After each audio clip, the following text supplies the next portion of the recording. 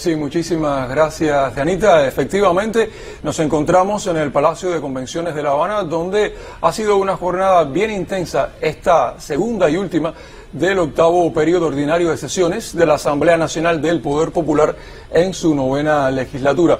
Uno de esos momentos importantes fue, sin dudas, la rendición de cuentas del primer ministro de la República, Manuel Marrero Cruz.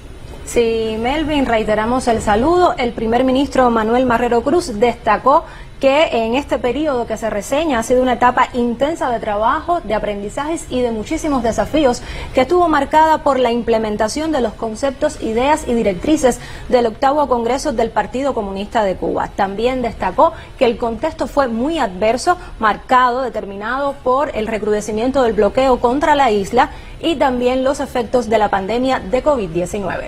Nuestra colega Talia González tiene elementos sobre lo que ha sucedido en toda esta sesión matutina. Veamos. Sí, muy buenas tardes, colegas, amigos televidentes del Noticiero del Mediodía. Desde el Palacio de Convenciones de La Habana tiene lugar el octavo periodo ordinario de sesiones de la Asamblea Nacional del Poder Popular.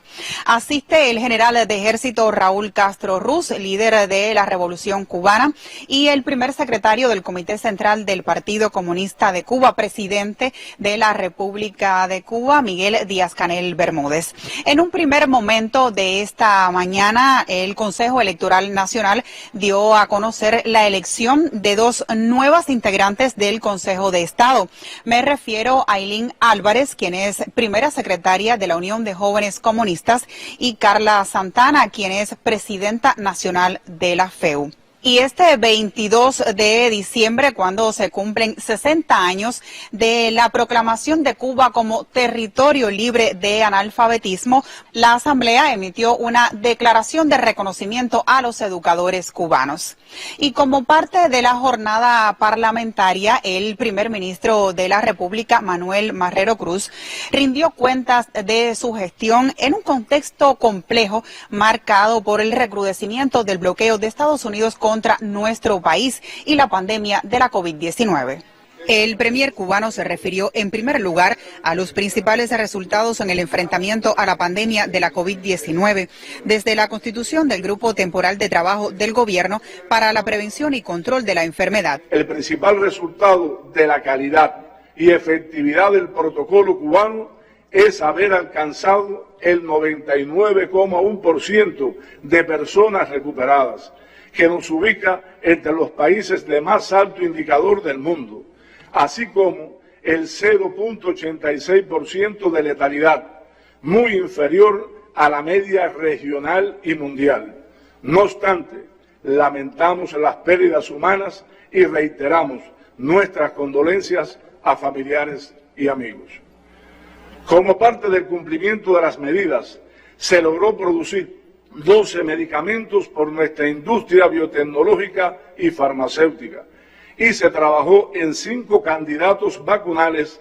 3 de estos ya son vacunas, con lo cual se alcanza hasta el momento el 84,9% de la población total en esquema completo de vacunación y el 90% del total inmunizado, todo ello con vacunas propias. Dentro de los asuntos esenciales que ha ocupado la labor del gobierno está la situación del combustible, la generación eléctrica, el abastecimiento de la canasta familiar normada y otros productos de la circulación mercantil minorista. También la presencia de productos de la industria alimentaria, la producción agropecuaria, las transportaciones y temas de alto impacto en la población como la implementación de la tarea ordenamiento. El objetivo del ordenamiento monetario referido a otorgar al CUP el papel que le corresponde como centro del sistema financiero cubano, a partir de eliminar la dualidad monetaria y cambiaria, transformar los ingresos de la población y eliminar gradualmente los subsidios excesivos y gratuidades indebidas, no se ha logrado en su totalidad, por lo que resulta necesario rectificar y adoptar nuevas decisiones sobre varios elementos de su diseño inicial en correspondencia con los cambios de circunstancias que han tenido lugar. Sin dudas, la difícil situación de la economía mundial y la del país en particular en la que se decidió llevar a cabo el proceso, unido a los problemas de diseño y las dificultades propias de su implantación, han generado en algunos ámbitos resultados no deseados y múltiples insatisfacciones entre la población. Uno de los asuntos más acuciantes es el de la vivienda. En ese sentido, Marrero Cruz explicó que, aunque en el 2020 se mostraron discretos avances en la construcción de viviendas, en 2021 el plan se ha visto muy afectado en su cumplimiento, con solo el 31% hasta el cierre de octubre. Si bien no puede desconocerse el déficit de algunos recursos materiales como el acero y el cemento, entre otros necesarios, también es oportuno reconocer que no siempre se han usado los mismos con racionalidad. Hay menos viviendas construidas que recursos entregados, asunto analizado críticamente en la pasada sesión de esta Asamblea y en los chequeos sistemáticos que sobre este tema realizamos. Por otra parte, no se aprovechan los recursos locales para la producción de materiales de construcción. No se aplican las diferentes tecnologías y tipologías constructivas eficientes y se aprecia falta de atención prioritaria del programa a nivel local. En consecuencia, se requiere de un mayor protagonismo en la conducción de estos asuntos por parte del organismo rector y un mayor vínculo con los actores económicos que intervienen y los gobiernos locales. Marrero Cruz resaltó el sistema de trabajo del Gobierno de la República, basado en la participación y la dirección colegiada, que tiene como pilares la ciencia, tecnología e innovación, la comunicación social y la informatización de la sociedad. El primer ministro expresó la labor que se realiza para lograr un vínculo mayor con el pueblo, en visitas a los territorios, el trabajo en los barrios y la atención a los planteamientos de la población. Especial atención se ha dado a las quejas, peticiones, denuncias y planteamientos de la población, sobre lo cual se dan pasos para la emisión de una norma jurídica única de atención a la población. El jefe de gobierno informó de otras medidas de impacto implementadas, como el perfeccionamiento de los actores económicos, la política de desarrollo territorial, el mercado minorista y mayorista en MLC, la política de comercialización de productos agropecuarios, las medidas para fortalecer la empresa estatal socialista.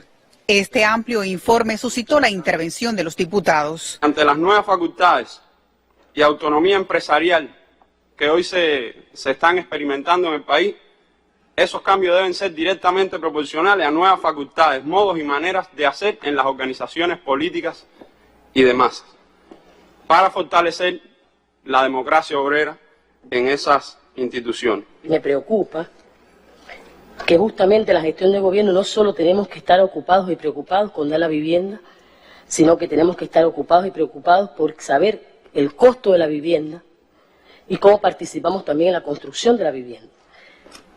Porque realmente hoy hay muchos casos sociales que ya se autodenominan caso social, y nosotros no solamente tenemos que atender los casos sociales en Cuba, tenemos que atender también a aquellas personas y parte de la población trabajadora que desea prosperar, avanzar.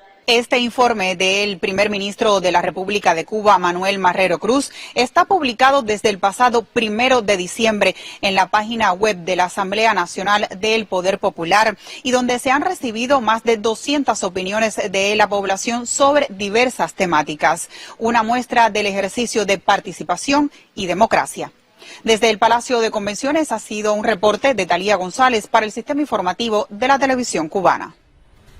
Muchas gracias por tu reporte, Talía. Y otro de los momentos importantes en la agenda de esta jornada ha sido la ratificación de Daimí por la Asamblea Nacional del Poder Popular de los acuerdos y los decretos leyes aprobados por el Consejo de Estado. También la adaptación o reajuste del cronograma legislativo.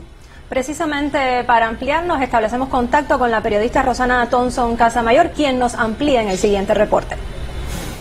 Como parte de la segunda jornada de la 8ª sesión ordinaria de la 9ª legislatura de la Asamblea Nacional, el secretario del órgano legislativo, Homero Acosta, dio a conocer los decretos, leyes y acuerdos aprobados por el Consejo de Estado en el periodo comprendido desde el 1 de octubre y hasta el 10 de diciembre del presente año. Los diputados, tal y como establece la Constitución de la República, tras su evaluación, ratificaron los 7 decretos leyes y 83 acuerdos.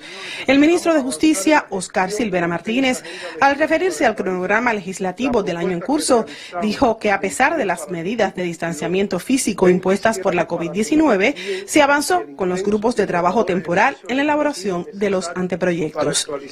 Las leyes aprobadas, como ha sido mencionado, determinaron una importante reforma procesal y judicial como resultado de años de estudio y en cumplimiento de nuestra Constitución y lo más avanzado de la ciencia del derecho en estos temas y de la práctica judicial del país. Por otra parte, la aprobación de la Ley de Ordenamiento Territorial y Urbanístico marca un hito importante y necesario en esta materia, mientras la aprobación del proyecto del Código de la Familia determina la conclusión de una etapa en su proceso de aprobación definitivo que incluirá la consulta popular, su posterior análisis en la Asamblea Nacional del Poder Popular y la determinación de la fecha del referendo. Silvera Martínez adelantó para el año venidero un amplio cronograma legislativo que incluye 27 leyes y un buen número de decretos leyes. Todos, acotó, implican el análisis multidisciplinario, potenciar el acompañamiento de la academia, la participación activa de representantes de todos los organismos que inciden en la materia que se regula y conseguir mayores y mejores canales para la participación ciudadana. Los parlamentarios aprobaron el cronograma legislativo para 2022. Rosana Thompson Casamayor, Sistema Informativo de la Televisión Cubana. Gracias a Rosana por el reporte. Y otro de los momentos trascendentales de esta jornada fue la rendición de cuentas del gobierno de Santi Espíritu como expresión de democracia socialista. Más adelante en esta propia emisión vamos a tener ampliación y también en los próximos espacios del sistema informativo, pero ahora vamos a presentarles un fragmento de su intervención.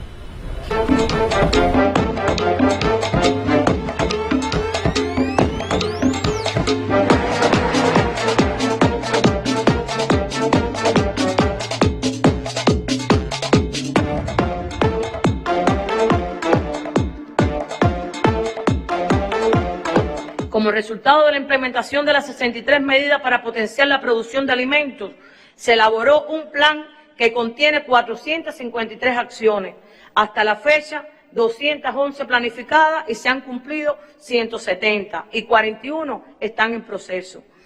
Las medidas de mayor impacto están relacionadas con la ganadería vacuna, reto que tenemos en la recuperación más ágil de este indicador, incrementando la masa y, por supuesto, las hembras en reproducción. El pago en divisa productores, que ya se han pagado más de 2 millones de pesos por los diferentes conceptos a nuestros productores, así como las medidas de carácter financiero que se han otorgado por la resolución 173 de 2021, 442 millones de pesos, y por la banca de fomento agropecuario se han entregado 190 millones de pesos. Se priorizan desde el gobierno las alianzas estratégicas que integran los resultados científicos, tecnológicos y la innovación de los centros de investigación y la universidad en el sector de la agricultura.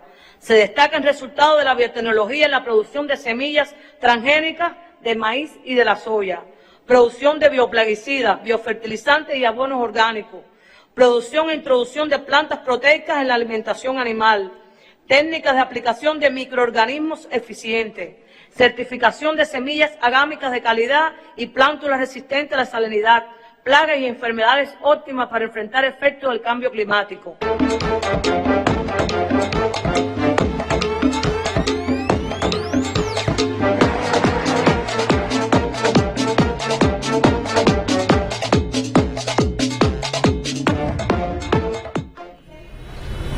Y este era, Daimí, apenas un fragmento de la intervención de la gobernadora de la provincia de Santi Espíritu, Teresita Romero. Aparte, tiene que ver con esta rendición de cuentas de la provincia en un ejercicio inédito y que continuará con otros territorios del país. Nuestro colega Bernardo Espinosa ya se encuentra, tiene la ampliación más adelante, así es. Se encuentra preparando un reporte, así que tendremos más pormenores de lo que está sucediendo en esta segunda jornada del octavo periodo ordinario de sesiones de la Asamblea Nacional del Poder Popular en su 9ª legislatura. Regresamos con ustedes en estudio. Buenas tardes.